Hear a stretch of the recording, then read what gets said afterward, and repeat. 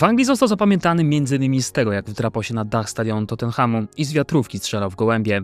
Innym razem wypożyczył strusia z zoo i przywiózł go na trening w koszulce kumpla. Spokojnie można nazwać go największym wariatem w historii piłki. Gość był tak bezczelny, że kiedyś specjalnie narobił w Getry Gennaro Gattuso, kiedy razem grali w Rangersach. Ale ten film nie będzie tylko o anegdotach z udziałem Paula Gascoigna. To opowieść o jednym z najbardziej utalentowanych graczy swojego pokolenia, którego w pewnym momencie przytłoczyła presja i totalnie zgubiły nałogi. Gascoigne zyskał globalną sławę, kiedy w półfinale mundialu w 1990 roku rozpłakał się na oczach świata. Nigdy nie był doskonały i tym ujmował ludzi. Niestety potem na tym samym medialnym widelcu zamieniał się we wrak człowieka. Tak naprawdę w mediach umierał z 10 razy. Ale jak sam mówi, czasem idę na spacer po plaży i przypominam sobie, że jestem żywy i to jest już wygrana. Zapraszam Was na odcinek o jedynym i niepowtarzalnym Paulu Gascoignie. W 1967 roku w szarej przemysłowej miejscowości Gateshead, niedaleko Newcastle, przyszedł na świat chłopiec, który miał odmienić oblicze angielskiego futbolu. Jego ojciec pracował jako murarz, a matka dorabiała w lokalnej fabryce. Mieszkali w jednym pokoju z łazienką na piętrze domu komunalnego. Dzieciństwo małego Paula naznaczone było tragediami, które ukształtowały jego wrażliwą psychikę na całe życie. Gdy miał zaledwie 10 lat, stał się świadkiem tragedii. Opiekował się młodszym bratem swojego przyjaciela, 6-letnim Stevenem. Podczas zabawy chłopiec wybiegł na drogę i został śmiertelnie potrącony przez samochód. Paul trzymał umierającego dzieciaka na kolanach, obserwując jego ostatnie chwile życia.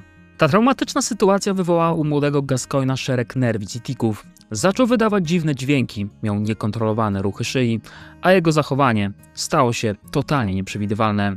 Rodzice zdecydowali się na terapię, ale ojciec, niepewny metod stosowanych przez lekarzy, szybko z niej zrezygnował. To była decyzja, która miała ogromne konsekwencje.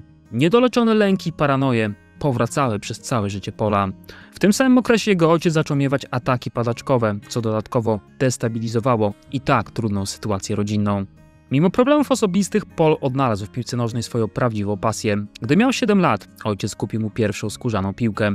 Od tego momentu chłopiec nie rozstawał się z nią ani na krok. Spał z piłką, brał ją do szkoły, ukrywał przed nauczycielami, a po lekcjach dryblował przez całą drogę do domu. Paul grywał w lokalnych klubach w regionie Newcastle, jak na przykład Wolves and Boys.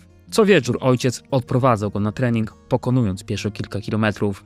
Dla małego Paula te wizyty w drużynie były ucieczką od codziennych problemów. Młody Gascoigne oczywiście szybko się wyróżniał. Już w szkole podstawowej jego umiejętności robiły wrażenie na skautach. Pierwszy raz został zauważony podczas meczu szkolnej drużyny. Na trybunach siedzieli skauci kilku klubów, m.in. Ipswich Town, Middlesbrough oraz Southampton. Ale Paul czekał na zainteresowanie tylko jednego klubu. Czekał na ofertę ze swojego ukochanego Newcastle United. To był największy klub w okolicy i miejsce, do którego wzdychali wszyscy. W wieku 13 lat jego marzenie się spełniło. Paul przeszedł do Akademii Młodzieżowej Stroke. Ale już wtedy pokazywał swój trudny charakter. Wraz z przyjacielem Jimmym Gardnerem wielokrotnie wpadał w tarapaty. Zostały im nawet postawione zarzuty za spowodowanie wypadku i ucieczkę z miejsca zdarzenia. To wtedy prezes Newcastle, Stan Seymour Jr. w złości określił młodego Paula jako George'a Besta bez mózgu. Przypomnę tylko, że George Best był jednym z największych talentów w historii piłki. Gascoigne pod względem potencjału mógłby siedzieć z nim przy jednym stoliku. Ale tak jak powiedział Seymour, z jego głową od początku było coś nie tak. To porównanie okazało się prorocze. W finale młodzieżowego Pucharu Anglii Gascoigne potrafił strzelić gola z 30 metrów. Trener Jack Charlton powiedział wtedy do asystenta: nawet jeśli przeżyjesz 100 lat, Maurice, nigdy nie zobaczysz lepszej bramki niż ta. Swoją drogą to był finał przeciwko Watford. Po meczu Gascoigne, stojąc nago w wannie, zobaczył w szatni Eltona Johna, ówczesnego prezesa Watford. Lekko nabombiony krzyknął do niego: ej Elton, zaśpiewaj nam piosenkę. To był cały on. Nigdy nie myślał, że czegoś nie wolno. Zaraz potem w 1985 roku został włączony w dorosłą drużynę Newcastle. Przez 3 sezony na St. James's Park Paul stopniowo stawał się kluczowym graczem drużyny. W 1988 roku, mając 21 lat, otrzymał nagrodę dla najlepszego młodego piłkarza na Wyspach. Jedną z najsłynniejszych historii z tego okresu było starcie z niezwykle twardym obrońcą Wimbledonu, czyli z Vinnym Jonesem. Jones złapał Paula za genitalia i ścisnął tak mocno, jakby chciał wycisnąć sok z cytryny. Odpowiedź Gascoigna była nietypowa. Następnego dnia wysłał Jonesowi czerwoną różę. Obaj zresztą zostali później dobrymi przyjaciółmi. Ich wariactwa w głowie znalazły wspólny grunt. A przy okazji, jeśli ktoś jeszcze nie oglądał odcinka na moim kanale o Jonesie, to polecam go nadrobić. Wkrótce o Gascoigne zrobiło się głośno w całej Anglii. Paul stanął przed wyborem. Zainteresowani byli Alex Ferguson z Manchester United oraz Irving Scholar z Tottenhamu. Ferguson obiecywał dużo, ale Scholar miał lepszą ofertę finansową. Nie tylko dla Paula, ale i dla jego rodziny. Dobrą anegdotą jest to, jak podczas negocjacji Paul poprosił o wycieczkę do Londynu, ale nie sam, lecz ze swoimi kumplami z pubu. Scholar zgodził się zaprosić całą paczkę do 5-gwiazdkowego hotelu. Gascoigne od razu ruszył w długą i nie było go 3 dni. Doszło do tego, że właściciel Tottenhamu był bliski wycofania się z transferu, ale wtedy Paul pojawił się pod jego drzwiami z pokutnymi słowami. Paul i jego koledzy dziękują za najlepsze 3 dni swojego życia. Piłkarz zrobił takie oczy, że właściciel nie miał serca przekreślić jego transferu. I tak w 1988 roku za 2 miliony funtów Paul Gascoigne opuścił Newcastle, udając się do Londynu. Była to decyzja, która przybliżyła go do szczytu profesjonalnej piłki, ale też skierowała w głębiny osobistej tragedii. Chłopiec z depresyjnego Gateshead, naznaczony dziecięcymi traumami, lecz obdarzony niezwykłym talentem, był gotowy na podbój świata. Newcastle dało mu podstawy, nauczyło pierwszych lekcji futbolu i życia. Teraz przyszedł czas na większą scenę. Lipiec 1988 roku Paul Gascoigne, młody chłopak z północy Anglii, wkroczył do świata stolicy. White Hart Lane stał się jego nową areną, a londyńska sceneria miała być ucieczką od kumpli z pubu i środowiska, w którym dorastał. Terry Venables, czyli doświadczony menedżer Tottenhamu, od razu rozpoznał w Paulu surowy diament wymagający oszlifowania. Ale pod względem trzymania dyscypliny nigdy nie widział tak luźnego i nieokrzesanego piłkarza. Kiedy podczas jednego z treningów ktoś przypadkowo kopnął piłkę za płot okalający boisko, Gascoigne zaproponował, że pójdzie po nią, a następnie zniknął na resztę dnia. Venables był w szoku. Następnego dnia w tym samym miejscu i o tej samej porze Tottenham znowu miał trening. No i nagle Gascoigne wyskakuje zza płotu i krzyczy: trenerze, mam ją! Równo 24 godziny od zniknięcia pojawił się w tym samym miejscu, jakby nigdy nic. Piłkarze wybuchnęli śmiechem. Oczywiście nie dało się już normalnie prowadzić treningu. Najsłynniejsza anegdota z jego czasu w Tottenhamie to chyba ta, jak wszedł na dach stadionu White Hart Lane, zabrał ze sobą wiatrówkę opiekuna murawy i zaczął polować na gołębie. Odstrzelił wtedy kawałek klubowego herbu i o mało się nie zabił, spadając ze wschodniej trybuny. Innym razem Gaza był tak szalony, że wpuścił do ośrodka treningowego strusia ubranego w koszulkę klubu. Twierdził potem, że pożyczył go z pobliskiego zoo. Co więcej, ubrał go w koszulkę kolegi z drużyny. Jego koledzy z tamtych lat wspominają Gascoigne'a jako gościa z kosmosu. Miał takie pomysły, że wydawało się to nierealne. W tym samym momencie był też gościem pełnym nerwistw i chaosu. Na przykład jadąc samochodem ciągle jedną ręką stukał w lusterko boczne. Potrafił spóźnić się na trening, bo wracał do domu sprawdzić, czy odpowiednio zamknął drzwi. Natomiast w hotelu przed meczem wkurzało go absolutnie wszystko. Na przykład to, że pilot do telewizora jest ułożony w nienaturalnej pozycji. Co ciekawe, w Tottenhamie debiutował przeciwko swojej byłej drużynie, czyli Newcastle. Wściekli kibice srok rzucali w niego batonikami Mars, a on miał to gdzieś. Podniósł jednego i po prostu go sobie zjadł. W pierwszym sezonie Paul zaczął strzelać bramki i zjednywać sobie kibiców. Szybko nawiązał nić porozumienia z Garym Linekerem, legendą angielskiej piłki, o którym odcinek też macie na moim kanale. Lineker lubił Gascoigne'a, bo uważał go za świetnego piłkarza, a poza tym cenił jego zdolność atmosfery. Paul jednym słowem albo gestem potrafił sprawić, że cała szatnia turlała się ze śmiechu. W ogóle to z Linekerem mieli własny system symboli, jakby grali w kamień, papier, nożyce. Pokazywali sobie palcami, jakie chcą dostawać piłki. Lineker szybko się tego nauczył i mówił później, że nigdy nie grał z kimś, kto tak intuicyjnie przewidywał jego ruchy. Mniej więcej w tym samym czasie Bobby Robson w 1988 roku powołał Gascoigne'a do reprezentacji Anglii. Gaza pierwszego gola w narodowych barwach strzelił przeciwko Albanii w maju 1989 roku. To przed tym meczem rzucał mydłem w kurczaki z okna hotelu. Widział to oczywiście trener Bobby Robson, ale tylko machnął ręką, mówiąc: niech sobie rzuca, to przecież Gaza. Robson od razu zauważył w Paulu coś wyjątkowego. Ma w sobie coś, czego nie można się nauczyć. To instynkt, to intuicja. Gdy ma piłkę przy nodze, dzieje się magia, opowiadał selekcjoner. Oczywiście Gascoigne w kadrze też rozbajał wszystkich. Podczas jednego ze zgrupowań postanowił urozmaicić odprawę taktyczną. Gdy Robson pokazywał na tablicy ustawienie przeciwnika, Paul wcześniej dyskretnie podkleił pod spodem kartkę z prześmiewczym napisem. Gdy trener podniósł tablicę, wszyscy wybuchnęli śmiechem. Robson był w szoku, ale po chwili też zaczął się śmiać. Na początku 1990 roku, podczas rehabilitacji po kontuzji, Paul spędzał całe dni na intensywnej pracy z fizjoterapeutami. Jego determinacja była niewiarygodna. Codziennie o świcie pojawiał się na treningach. Pracował po kilka godzin nad odbudową kolana. Jimmy Garner, jego najlepszy przyjaciel, mówił potem: Paul był jak opętany. Wiedział, że mundial w 90 roku to jego szansa na zostanie legendą, wspominał Jimmy. Potwierdzał to menedżer Terry Venables. Widziałem wielu piłkarzy w mojej karierze, ale takiej determinacji jeszcze nie. Paul nie tylko chciał wrócić, on musiał wrócić. Dla niego to była sprawa życia i śmierci, opowiadał Venables. Gdy w maju 1990 roku Bobby Robson ogłaszał ostateczny skład na Mistrzostwa Świata, Paul siedział przed telewizorem, tygocząc z nerwów. Gdy usłyszał swoje nazwisko, wybuchnął płaczem. To była czysta radość.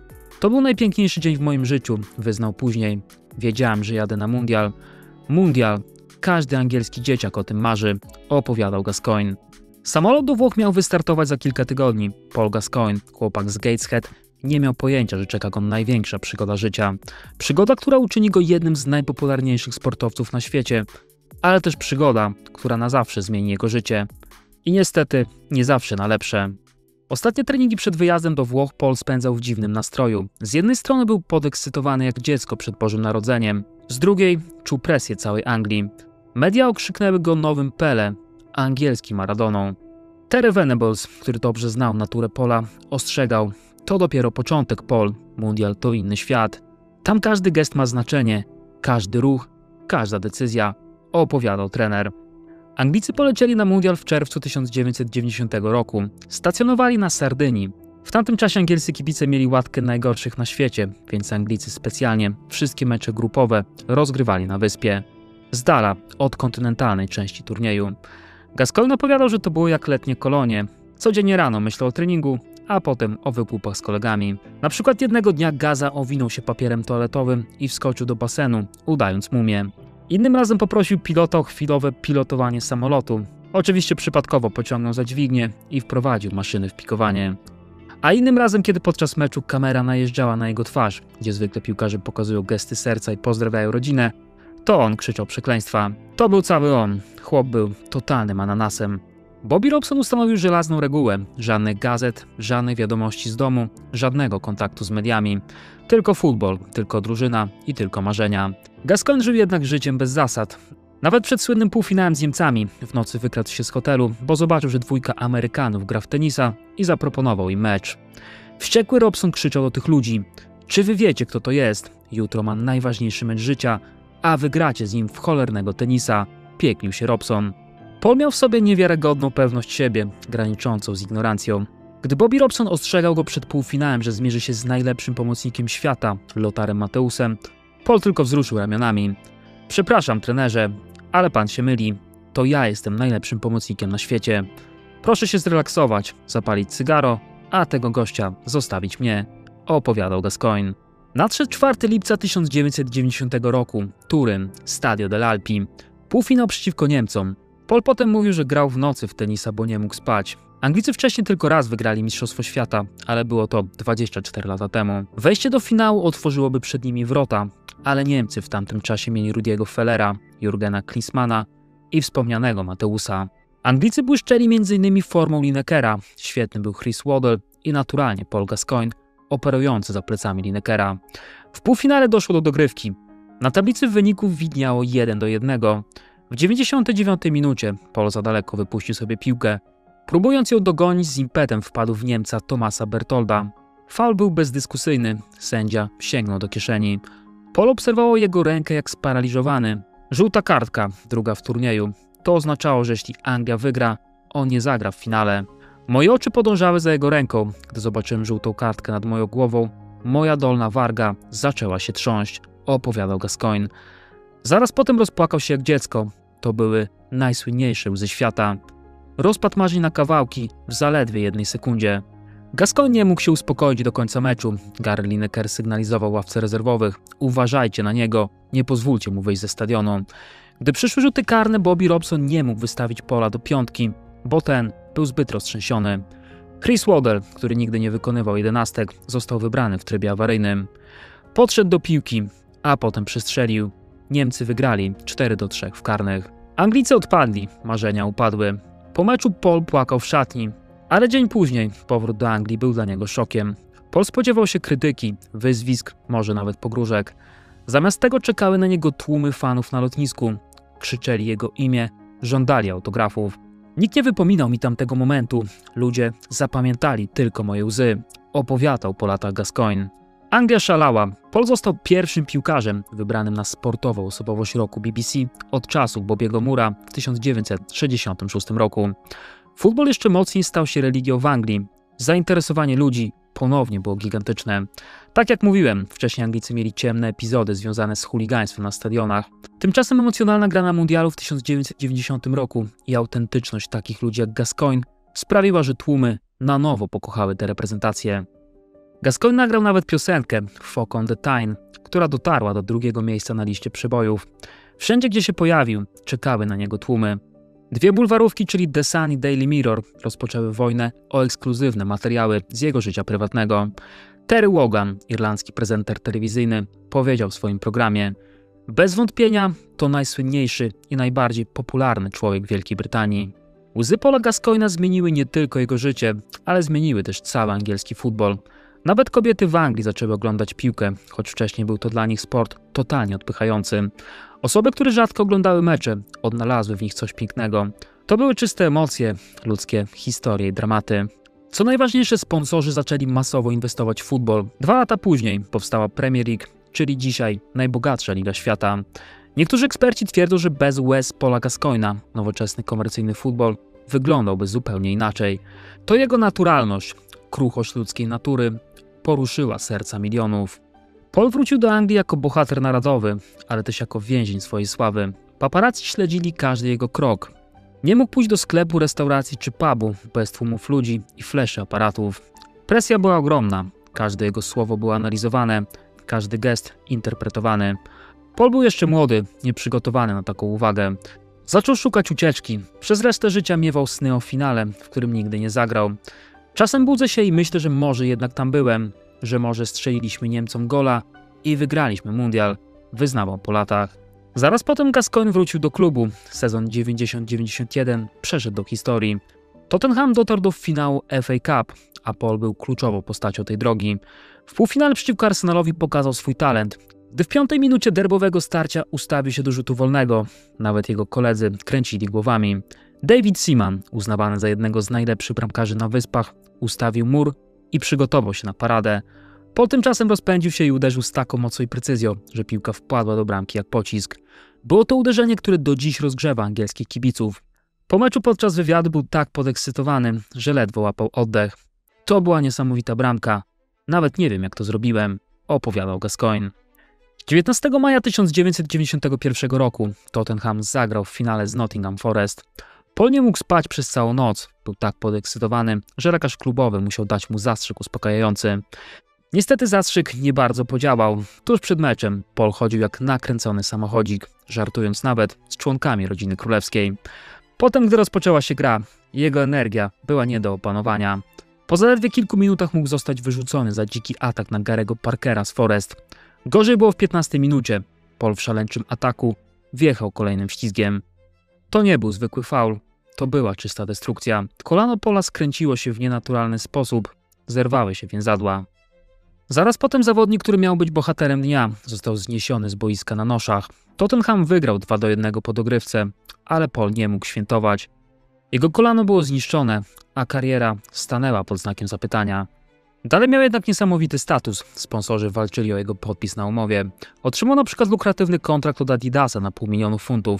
Nagrywał reklamy, pojawiał się w programach telewizyjnych, wydał nawet autobiografię. Pewnego dnia otrzymał od sponsora samochód z własnym nazwiskiem wymalowanym na karoserii i z numerem telefonu warsztatu. Oczywiście wszyscy potem dzwonili do warsztatu, pytając, czy Gaza właśnie się rozbił. W końcu przecież musiał kiedyś to zrobić. Media cały czas szukały sensacji. Kontuzja w finale Pucharu Anglii oznaczała rok całkowitej przerwy. Dla kogoś takiego jak Paul, który żył futbolem, była to prawdziwa tortura. Spędzał dni na rehabilitacji, ale wieczorami zapijał smutek. Zaczął częściej sięgać do butelki, częściej imprezować. Bez futbolu czuł się zagubiony. Terry Venables obserwował z niepokojem degradację swojego gwiazdora. Wiedziałem, że bez piłki Paul się zagubi, ale nie mogłem nic zrobić. Musiał sam przez to przejść, opowiada Venables. Mimo kontuzji wielkie kluby nadal chciały Paula.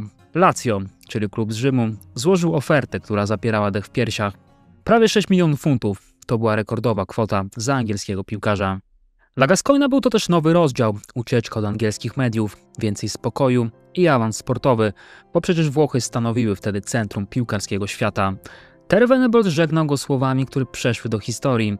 Cieszę się razem z Polem, ale jednocześnie czuję się, jakbym patrzył na teściową zjeżdżającą z klifu moim nowym autem, opowiadał Venables.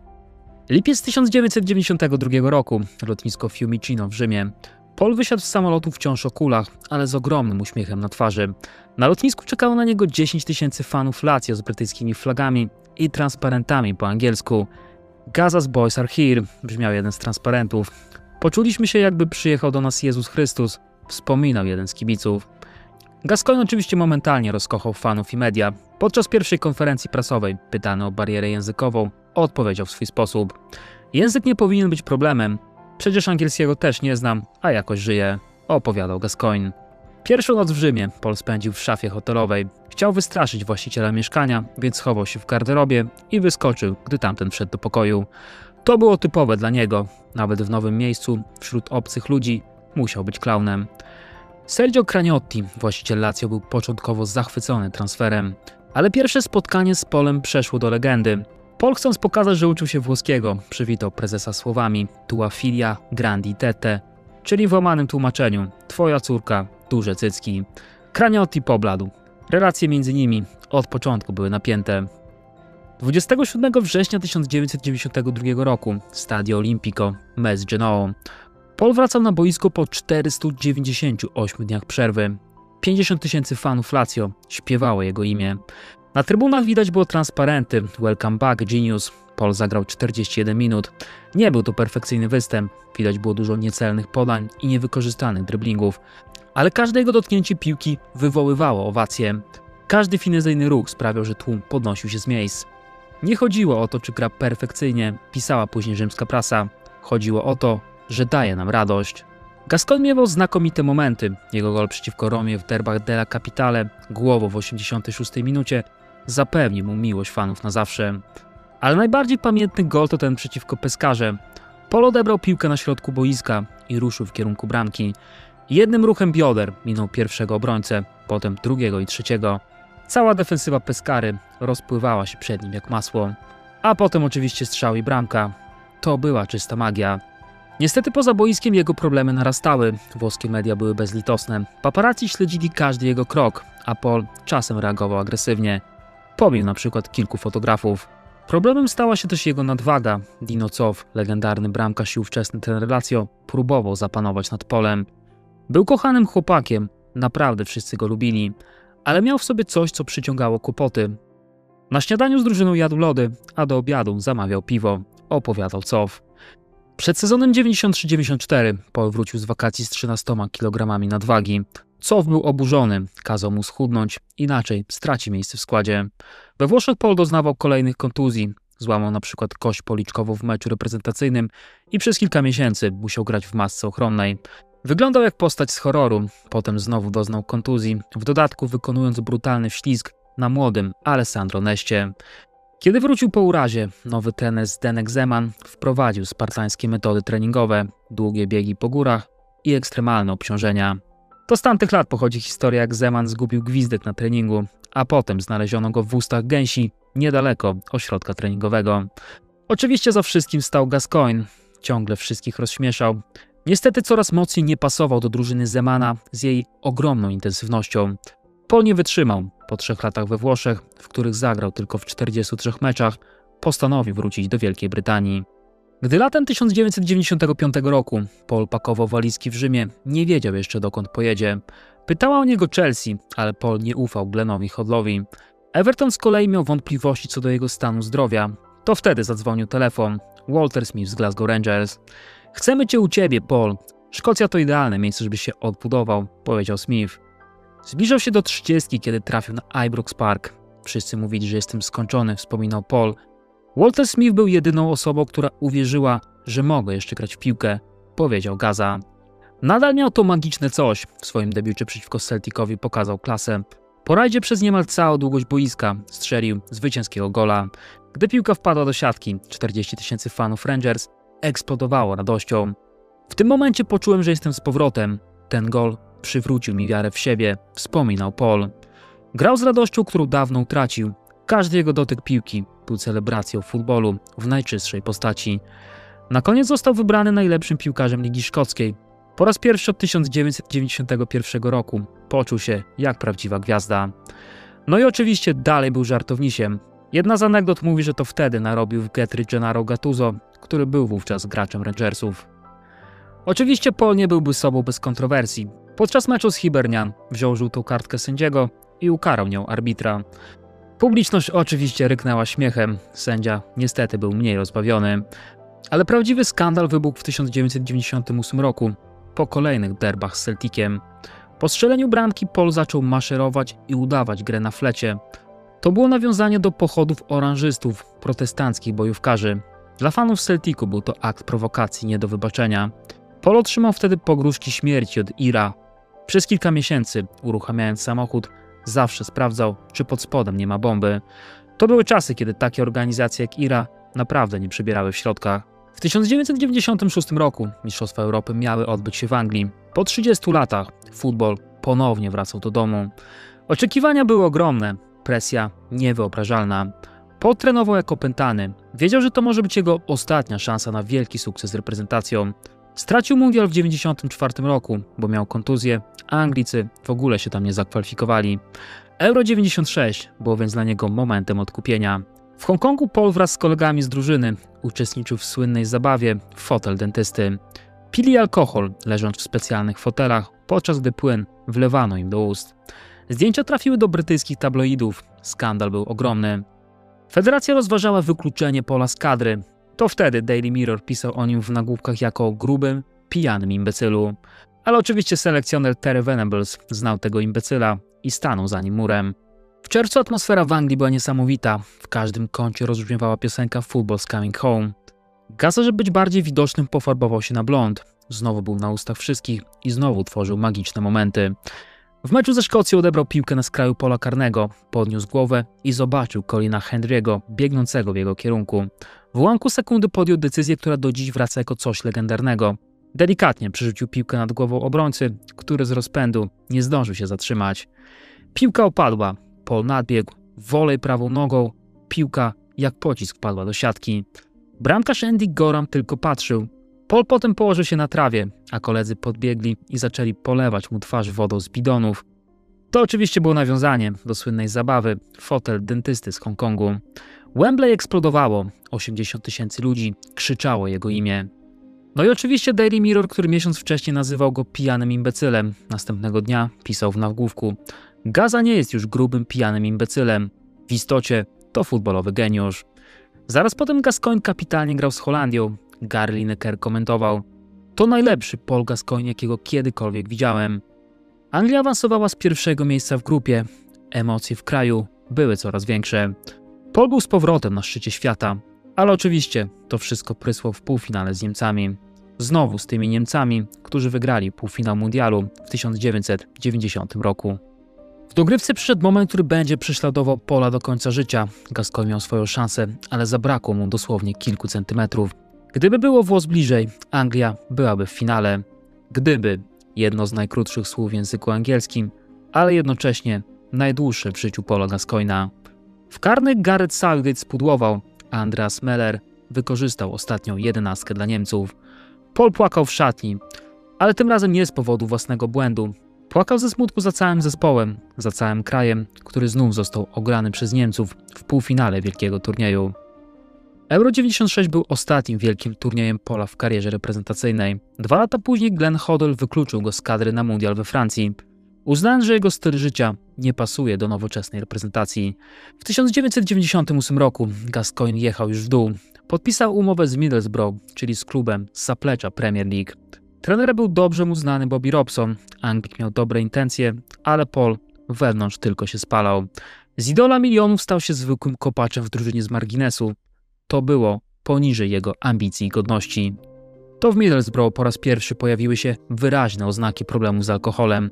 Paul zawsze lubił wypić, ale teraz picie stało się ucieczką od rzeczywistości. Był coraz częściej kontuzjowany, rozpadło mu się małżeństwo, a forma sportowa dramatycznie spadała. Nie chciałem wracać do domu, bo tam czekały mnie tylko kłótnie, wyznawał Gascoigne. Robson rozmawiał z nim o klinice odwykowej, ale Paul jeszcze nie był gotowy przyznać się do problemu. Myślałem, że to tylko przejściowy kryzys, że wrócę do formy i wszystko będzie jak dawniej, opowiadał piłkarz. W 2000 roku Walter Smith, który objął Everton, ponownie wyciągnął rękę do Paula. Chodź do mnie, pomogę ci wrócić na właściwą drogę, obiecywał trener. Ale to nie był już taki sam czas jak w Rangers. Alkohol coraz bardziej wpływał na jego życie. Jego gra była nieprzewidywalna, parę błysków dawnego geniuszu, ale poza tym całkowita apatia. W 2000 roku po raz pierwszy publicznie przyznał się, że ma problem z alkoholem. Brytyjskie media od razu eksplodowały. Miały temat, którym mogły żyć tygodniami.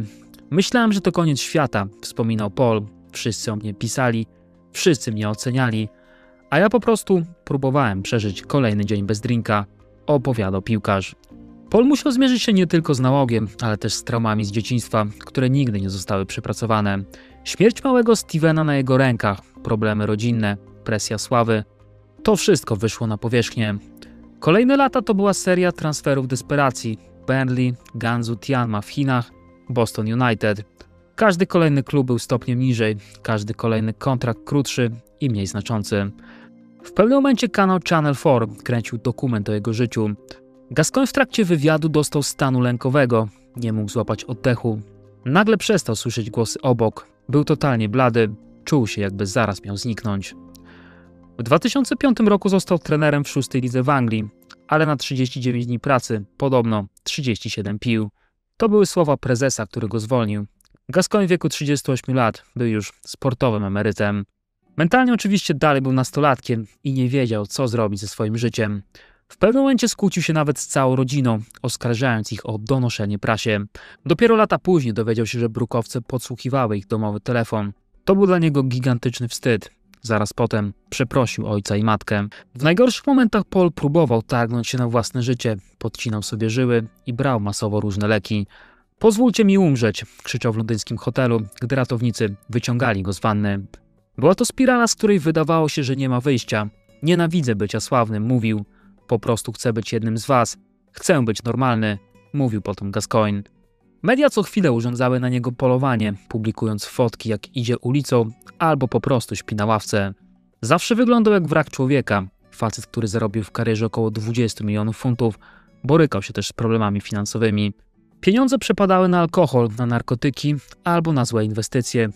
Oczywiście też na hojność wobec każdego, kto wyciągnął rękę. Jego ostatnie lata to nieustanna wędrówka po klinikach. Czasami bywało lepiej. Wtedy był ekspertem w programach telewizyjnych. Często udzielał wywiadów, ale pomimo licznych prób walki z nałogiem, pomimo zabiegów wszycia do żołądka specjalnych granulek, nie udało mu się osiągnąć trwałych efektów. Gascoigne otwarcie przyznawał, że jego picie zmieniło charakter. Ze szczęśliwego pijaka stał się smutnym pijakiem, który pije w samotności w swoim pokoju. Są dni lepsze i gorsze, przyznaje po latach. Czasami budzę się z myślą, Boże, co ja sobie zrobiłem? Ale potem wstaję, idę na spacer po plaży i przypominam sobie, że jestem żywy. I to jest już wygrana, opowiadał Gascoigne. Mimo że czasem w mediach pojawiają się informacje, że jego stan jest ciężki, potem szczęśliwie znowu wypływa na powierzchnię. To, co na pewno nigdy nie zostanie wymazane z pamięci, to jego najlepsze momenty na boisku. Paul Gascoigne zostanie zapamiętany jako jeden z najbardziej utalentowanych piłkarzy swojego pokolenia. Jego historia pokazuje, jak talent bez odpowiedniego wsparcia może prowadzić do tragedii. To opowieść o wzlotach i upadkach, o cenie sławy i długiej drodze do odkupienia. To historia fundamentalnie ludzka, o człowieku, który miał wszystko i wszystko stracił, ale wciąż próbuje odnaleźć swoje miejsce w świecie. Chłopiec z Gateshead, który płakał na oczach całego świata, nigdy nie stał się tym, kim mógł być. Ale do dziś jest symbolem tego, że nawet wielcy bohaterowie są tylko ludźmi. Ludźmi z wadami, ze słabościami i marzeniami. Paul Gascoigne, czyli po prostu Gaza, jest legendą nie dlatego, że był doskonały, jest legendą dlatego, że był prawdziwy. I to tyle ode mnie w tym odcinku. Jeśli podobał wam się ten film, to zostawcie proszę łapkę w górę i możecie też podbić ten film w aplikacji mobilnej. Zapraszam do komentarzy i słyszymy się wkrótce.